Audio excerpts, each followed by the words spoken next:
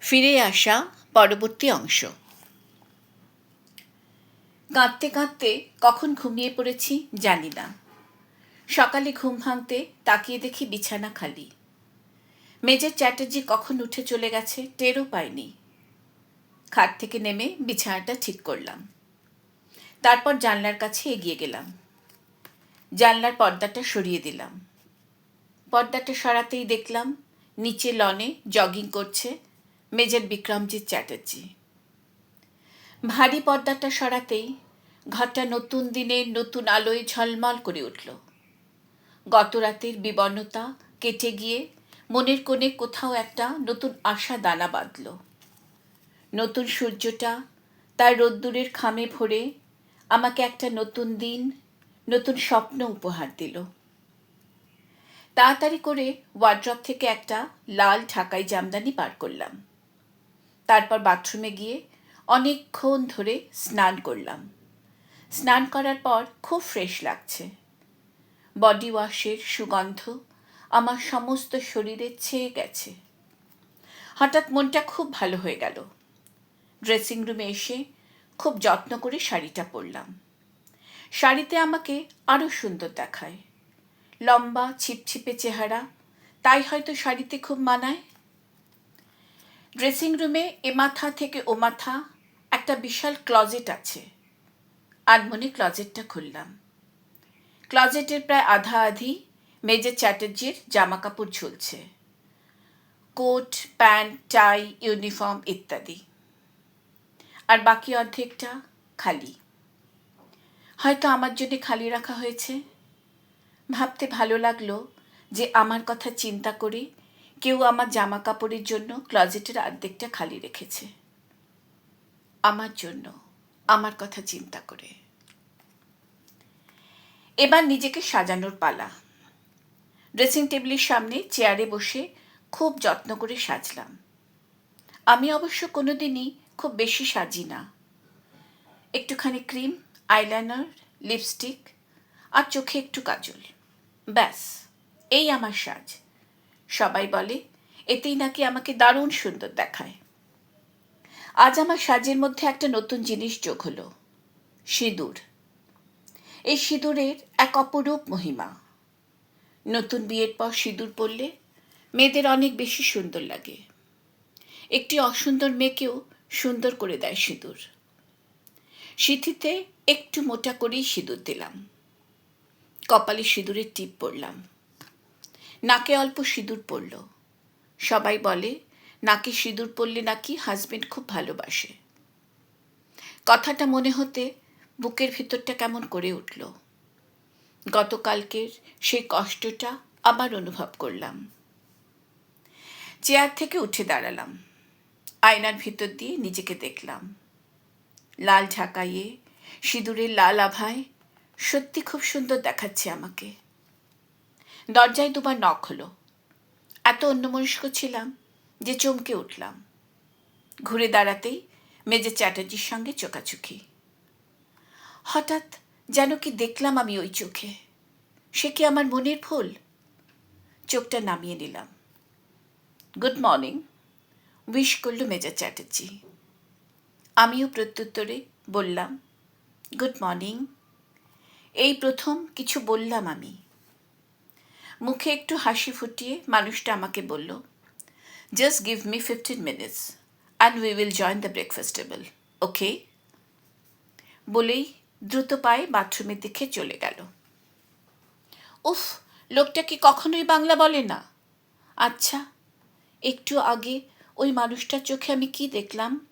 সে কি আমার মনের ভুল, নাকি সত্যিই দেখলাম সেই মুগ্ধতা, যে মুগ্ধতা এর আগে আমি বহু পুরুষের চোখে দেখেছি? জানি না, হয়তোবা এ আমার মনের ভুল। পায়ে পায়ে এগিয়ে গেলাম জানলার দিকে। জানলাটার পাশেই একটা দরজা, যেটা দিয়ে বাইরের ঝোলানো বারান্দায় যাওয়া যায়। দরজা খুলে এগিয়ে গেলাম বারান্দার দিকে। বারান্দাটায় দাঁড়ালে বহু দূর অবধি দেখা যায়। এটা দিল্লির ডিফেন্স কলোনি। ও, আমি তো বলতেই ভুলে গেছি, আমার শ্বশুরবাড়ি দিল্লিতে। আমি কিন্তু কলকাতার মেয়ে, দক্ষিণ কলকাতার। নিয়ম মতে আজ আমাদের দিরাগমনে যাওয়ার দিন, কিন্তু যেহেতু এরা কোনো রীতি রেওয়াজে বিশ্বাস রাখে না, তাই আমাদের যাওয়াটা পিছিয়ে দেওয়া হয়েছে কিছুদিনের জন্য। মা, বাবা, দাদা, বোন এবং আত্মীয় স্বজন যারা এসেছিলেন গতকাল রিসেপশন অ্যাটেন্ড করে তারা আজ ভোরের ফ্লাইটেই ফিরে গেছেন। ঠিক 15 মিনিট পরে আমরা ব্রেকফাস্ট টেবিলে এলাম। আমাদের আগেই আমার শ্বশুরমশাই ও শাশুড়ি মা এসে গেছেন। আমার ভাসুরজাও এলেন। মেজর চ্যাটার্জি সবাইকে উইশ করল, সঙ্গে আমিও। এখানে সবাই খুব এটিকেট মেনে চলে। আমাকে দেখে আমার শাশুড়ি মা একটু হেসে বললেন, বাহ, খুব সুন্দর দেখাচ্ছে তোমাকে গীতাঞ্জলি। লজ্জা লজ্জা মুখ করে একটু হাসলাম, আর চোখে তাকালাম মানুষটার দিকে। দেখলাম হাসি হাসি মুখে গভীর মনোযোগ দিয়ে সে আমাকেই দেখছে। যথাযথ ড্রেস পরা দুজন আর্দালি সার্ভ করল। ব্রেড, বাটার, সেদ্ধ ডিম, অমলেট, ওটস, দুধ, ফলের রস এবং চা, কফি সবই আছে। যার যেটা ইচ্ছা সে সেটা তুলে নিল। মেজর চ্যাটার্জি ওটস আর দুধ নিল, আমি ব্রেড আর বাটার। খেতে খেতে টুকটাক কিছু কথা হলো। এই যেমন আমার শাশুড়ি মা জিজ্ঞেস করলেন আমি কি খেতে ভালোবাসি। আমার যা আমায় জিজ্ঞেস করলো আমার দিল্লি কেমন লাগে বা আমি তাজমহল দেখেছি কিনা, ইত্যাদি ইত্যাদি। ব্রেকফাস্টের পর আমরা চা কফি নিয়ে ড্রয়িং রুমে এসে বসলাম। ড্রয়িং আর ডাইনিং রুমটা একসঙ্গে। 2-3টে সিঁড়ি দিয়ে ডাইনিং রুমটাকে একটু উঁচু করে দেওয়া হয়েছে। তার এপাশে এ মাথা থেকে ও মাথা বিশাল ড্রয়িং রুম। ড্রয়িং রুমের সোফায় আমার শাশুড়ি মা আমার পাশে এসে বসলেন, আর আমার ঠিক উল্টো দিকে সোফায় এসে বসল মেজর চ্যাটার্জি। বাকি সবাই এদিক ওদিক ছড়িয়ে ছিটিয়ে বসল। ড্রয়িং রুমটা খুব বড়, খুব সুন্দর করে সাজানো। রুমের একদিকে এল শেপের একটা বড় সোফা, তার বাঁদিকে ব্রাউন লেদারের একটা বড় সোফা, আর ডান দিকে 2টো সিঙ্গল সোফা। মাঝখানে একটা কাঁচের সেন্টার টেবিল, মাথার উপর একটা সুন্দর ঝাড়। ঘরের এক কোণে একটা বড় স্ট্যান্ড ল্যাম্প, মেঝেতে কাশ্মীরি কার্পেট পাতা। ঘরের একদিকে বার ক্যাবিনেট। ঘরটির সামনের দিকের দেওয়ালে একটা বিশাল স্মার্ট টিভি, তার নিচে একটা লম্বা ক্যাবিনেট, তার উপর মিউজিক সিস্টেম। একদিকের দেয়ালে একটা বিশাল অয়েল পেন্টিং। এরই মধ্যে মেজর চ্যাটার্জি একবার উঠে গিয়ে মিউজিক সিস্টেমটা চালিয়ে দিল। খুব স্লো একটা ইংরেজি গান। বুঝলাম মানুষটা গান শুনতে খুব ভালোবাসে। ঘরের পরিবেশটা খুব সুন্দর হয়ে উঠল। একটা মিষ্টি ভালো লাগা আমাকে ছুঁয়ে গেল। গানের কথাগুলো খুব সুন্দর। I love you the way you are, I love you the way you are. গান শুনতে শুনতে আনমনা হয়ে গেছিলাম। হঠাৎ মানুষটার দিকে চোখ পড়ল। গভীর দৃষ্টিতে সে আমাকেই দেখছে। কি গভীর সে চাউনি। বুকের ভিতর একটা অদ্ভুত শিহরণ জাগল। সমস্ত শরীরে যেন বিদ্যুৎ খেলে গেল। ওই চোখে চোখ রেখে নিজেকে যেন কোথায় হারিয়ে ফেললাম। একটা খুশির আমেজ আমাকে আচ্ছন্ন করে ফেলল। না, অনাদরে অবহেলায় আমার দিক থেকে মুখ ফিরিয়ে থাকেনি সে। সে আমায় দেখছে, 2 চোখ ভরে দেখছে। মানুষটার 2 চোখের ওই মুগ্ধতা আমাকে নতুন করে স্বপ্ন দেখতে উজ্জীবিত করল, নতুন আশার আলো দেখালো। এই মুহূর্তে নিজেকে পৃথিবীর সবচেয়ে সুখী মানুষ বলে মনে হলো। এইভাবে কতক্ষণ ওই চোখের দিকে তাকিয়েছিলাম জানি না। হঠাৎ খেয়াল হলো সে তখনও ঠিক ওইভাবেই আমাকে দেখছে। আর এবার যেন মনে হলো তার ঠোঁটের কোণে মৃদু হাসি ছুঁয়ে আছে, একটু দুষ্টু হাসি। হঠাৎ খুব লজ্জা লাগলো। পলকে চোখটা নামিয়ে নিলাম। খুশিতে বুকের ভিতর ঢেউ উঠেছে। তাকে থামাই কি করে? কবিগুরুর গানটা মনে পড়ল। মনে মনে গেয়ে উঠলাম, ওরে ওরে ওরে আমার মন মেতেছে, তারে আজ থামাই কিরে।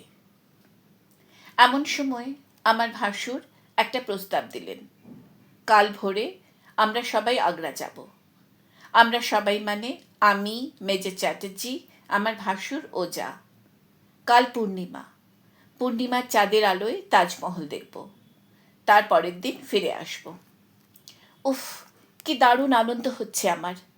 পূর্ণিমার চাঁদের আলোয় আমি আমার এই মানুষটার সঙ্গে তাজমহল দেখব। আজ আমার খুশির ঠিকানা নেই। মানুষটার দিকে তাকালাম, খুব মনোযোগ দিয়ে ল্যাপটপে আগ্রার হোটেল বুক করতে ব্যস্ত। ইতিমধ্যে আমার ভাসুর উঠে বার ক্যাবিনেটের দিকে চলে গেলেন। বিয়ার গ্লাসে বিয়ার ঢালতে ঢালতে আমায় জিজ্ঞেস করলেন, Gitanjali, would you like to have? মাথা নেড়ে অসম্মতি জানালাম। সঙ্গে সঙ্গে মানুষটার সঙ্গে চোকাচুকি। ল্যাপটপ থেকে মাথা তুলে আমাকেই দেখছে। আমি না করাতেই আবার ল্যাপটপে মন দিল। মনে হলো আমার না করাটা তার পছন্দ হয়েছে। আমার ভাসুর, যা, শ্বশুরমশাই সবাই বিয়ার নিলেন। আমি আর শাশুড়ি মা ফলের রস। টেবিলে লাঞ্চের সরঞ্জাম দেখে তো আমি ঘাবড়ে গেলাম। এত রকম আইটেম, সর্ষে ইলিশ, চিংড়ি, রুই মাছের মালাইকারি, কালিয়া, কাবাব, চিকেন কষা, জিরা রাইস, সাদা ভাত, স্যালাড, কাস্টার্ড, রসমালাই। খেতে বসার আগে আমার শাশুড়িমা বললেন, আজকের লাঞ্চ গীতাঞ্জলির অনারে। আমার খুব ভালো লাগলো। লাজুকভাবে মিষ্টি করে হাসলাম। আমার খুব ভালো লাগছে। এরা সত্যি খুব ভালো। এরা পরকে আপন করে নিতে জানে। প্রথমে পরিবারের প্রধান ব্যক্তি অর্থাৎ আমার শ্বশুরমশাই বসলেন, তারপর আমরা সবাই। এরা খুব ম্যানার্ড। আমার খুব ভালো লাগে। বসার সময় মেজর চ্যাটার্জি আমার চেয়ারটা টেনে দিল। আমার যে কি ভালো লাগলো। আমার পাশের চেয়ারে এসে বসলো মেজর চ্যাটার্জি। লাঞ্চের পর মেজর চ্যাটার্জি, আমার ভাসুর ও শ্বশুরমশাই ড্রয়িং রুমে গিয়ে বসলেন। টিভিতে কোনো টেস্ট ম্যাচ হচ্ছে। আমি আমার ঘরে চলে এলাম। খাটের পিছনের গদিতে হেলান দিয়ে আরাম করে বসলাম। মনটা আজ খুব খুশি খুশি লাগছে। বারবার মনে পড়ছে মেজর চ্যাটার্জির সেই গভীর চাউনি। খেতে বসার সময় চেয়ারটা টেনে দেয়া। আমি বিয়ার খেতে অসম্মতি জানানোয় তার সেই প্রসন্নতা। এই ছোট ছোট খুশিগুলো আমাকে আজ অনেক আনন্দ দিয়েছে।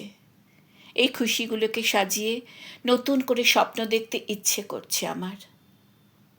হঠাৎই ড্রেসিং টেবিলের উপর রাখা লাল বাক্সটার দিকে চোখ পড়ল। উঠে গিয়ে বাক্সটা নিয়ে এলাম। খুলে দেখি অপূর্ব একটা নেকলেস, নানা রঙের পাথর বসানো, সঙ্গে ম্যাচিং দুটো কানের দুল আর হাতের ব্রেসলেট। খুব সুন্দর। এটা কি মেজর চ্যাটার্জির পছন্দ? এটা কি মানুষটা আমার কথা মনে করেই কিনেছে? খুব সুন্দর রুচি। আমার দারুণ পছন্দ হয়েছে। মনে মনে ঠিক করলাম কালকে এটা আগ্রাতে পরে যাব। মনটা খুব ভালো লাগছে। উঠে গিয়ে মিউজিক সিস্টেমটা চালিয়ে দিলাম। মুকেশের সেই বিখ্যাত গলা ভেসে উঠল, मैंने तेरे लिए ही 7 रंग के सपने चुने। সত্যি এ যেন আমারই মনের কথা। উঠে গিয়ে ওয়ার্ড্রপ থেকে আমার পার্সটা বার করলাম। পার্স থেকে বার করলাম মেজর চ্যাটার্জির ফটোটা। প্রথম দিন থেকেই এই ফটোটা আমার সঙ্গে আছে। ফটোটা বুকে করে কত স্বপ্ন দেখেছি, কত রাত কাটিয়ে দিয়েছি এই ফটোটার সঙ্গে কথা বলে। কত আদর, কত ভালোবাসায় ভরিয়ে দিয়েছি ফটোর মানুষটাকে। উজাড় করে দিয়েছি আমার সমস্ত ভালো লাগা, ভালোবাসা। অথচ ফটো থেকে বেরিয়ে আজ ওই মানুষটা আমার চোখের সামনে হাঁটাচলা করছে, কিন্তু আমি তাকে ধরতে পারছি না, ছুঁতে পারছি না, তাকে আমি চিনতে পারছি না। উফ, বুকের ভিতর আবার সেই কষ্টটা। ছবিটা উল্টালাম। ছবির পিছন দিকে আমার লেখা একটা ছোট্ট চিঠি।